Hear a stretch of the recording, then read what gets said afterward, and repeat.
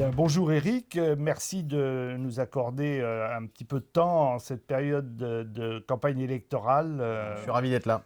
Je crois que tu peux nous expliquer pourquoi tu t'intéresses à la campagne de Vanves et quelles sont tes attaches à Vanves, puisque je crois que tu as de la famille et que ça explique pourquoi tu es venu nous soutenir ce soir. Pas du tout, c'est parce que Vanves est le centre du monde. Voilà.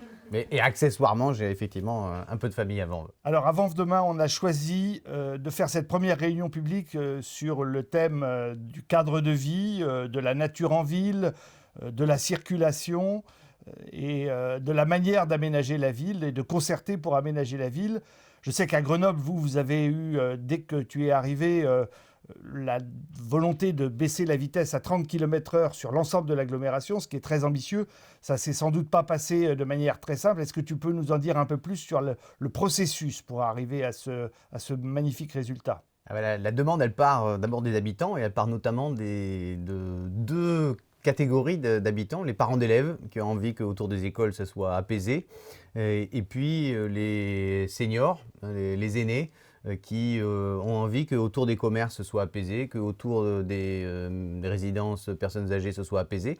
Et finalement, bah, du coup, cette jonction, une fois qu'on maille ça dans la ville, on s'est dit que ça valait la peine en fait, de faire du 30 partout et d'apaiser finalement le bruit, la pression partout. C'est un autre rapport à la ville. Oui, alors nous, avant, on est déjà à 30 km/h dans 80% des voies de l'agglomération. Donc il faut qu'on trouve d'autres pistes pour améliorer la situation des cyclistes et des piétons. Et on pensait travailler notamment sur le stationnement.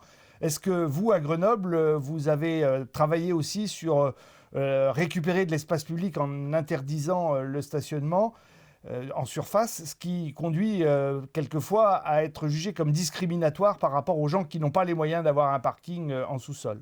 D'abord, cette question de plus défavoriser, il faut savoir que en fait, il n'y a pas de lien entre les niveaux de revenus et le type de voiture que vous avez, hein, et que les plus fragiles n'ont déjà pas de voiture. Nous, on a fait des enquêtes là-dessus parce qu'on se disait quand on va mettre de la limitation sur l'accès aux voitures, notamment pour la pollution, on a la plus grande zone à faible émission de France, et ben, finalement la question c'est est-ce qu'on va pénaliser les plus précaires qui auront peut-être les voitures les plus anciennes. En fait, ça n'est pas le cas. Les plus jeunes ont les voitures les plus anciennes.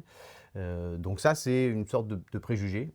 Et la voiture coûte très très cher. Ça coûte minimum 3 000 euros et très vite 5 000 à 6 000 euros, même pour un usage très faible. Donc la question, en fait, c'est la question du regard sur l'espace public. Et c'est la même chose qu'autour des écoles. On a envie de pouvoir se promener en ville, de ne pas avoir cette tension et de répartir l'espace public. Il a été pensé pour la voiture. Maintenant, il faut le repenser pour des trottoirs plus larges, pour des pistes cyclables sécurisées. Pas avec les piétons, mais sécurisées. Un peu moins de place pour les voitures, un peu moins de place pour le stationnement ou de façon plus concentrée. Et c'est ça qui finalement change le rapport à l'espace public, comme la plantation d'arbres, comme la suppression de la publicité sur l'espace public. C'est ça qui change notre regard et qui fait de l'espace public non plus un lieu où il faut stimuler nos pulsions de consommation, mais un lieu où on a envie de vivre, de se rencontrer dans notre diversité. Du point de vue de la pollution et de la nature dans la ville, avant, comme à Grenoble, on est soumis à des pollutions chroniques. Et moi, je voudrais savoir comment vous avez réglé ce problème, notamment en introduisant de la nature dans la ville, des arbres, de la végétation. Oui, la jonction des parcs, des places, plantation d'arbres. On a planté 5 000 arbres là sur le mandat. On va en planter 15 000 d'ici 2030. C'est de plus en plus important, hein. D'abord parce que c'est ça qui favorise la marche à pied. Largeur des trottoirs, végétalisation, c'est ça qui favorise la marche à pied. Ensuite, parce qu'on va vivre des périodes de canicule de plus en plus fortes, y compris d'ailleurs dans le temps scolaire. Au mois de juin en France, on a connu la première canicule pendant le temps scolaire. Ça va se multiplier. Donc planter partout où on peut. Là, ce matin, on a piétonnisé des dizaines de rues dans le centre-ville. On en inaugurait 6 ce matin, dans lesquels nous avons planté des arbres, dans lesquels, là où on ne pouvait pas, parce qu'il y avait trop de réseaux dessous, on a mis des énormes jardinières avec des arbres de belle taille. C'est fondamental. Et puis c'est fondamental de retrouver un lien avec la nature, parce que ça fait la jonction avec la problématique de l'alimentation, hein, qui touche tout le monde. Et donc retrouver des espaces où on peut cultiver un petit peu, c'est très important, même si c'est un petit peu, et qu'évidemment on dépend des territoires voisins, et que ça rend humble quand on est en ville de dépendre des territoires voisins, et ben c'est intéressant de retrouver ce contact à la nature, un contact à notre caractère animal aussi. En conclusion, je voudrais juste que tu nous dises pourquoi tu soutiens Vanves Demain, cette belle aventure, et comment se place ce soutien au sens du développement de l'écologie dans cette période importante pour notre pays. Ouais.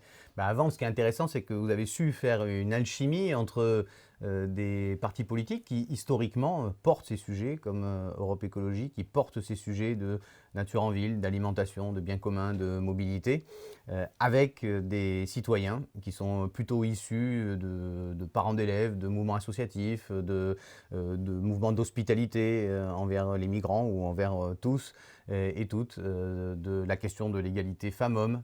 Et finalement, cette alchimie-là, elle nous aide à construire un projet commun sur lequel il n'y a pas un drapeau, mais un projet commun dans lequel on cherche à redéfinir nos conditions d'existence et à nous se dire, bon, bah, on n'est pas forcément dans cette machine à broyer libérale, dans cette machine à broyer pour les promoteurs, pour faire du fric et encore du fric, mais en fait, on peut juste regarder comment on peut vivre bien et vivre bien ensemble, là, tout de suite, et puis pour aussi les générations de demain.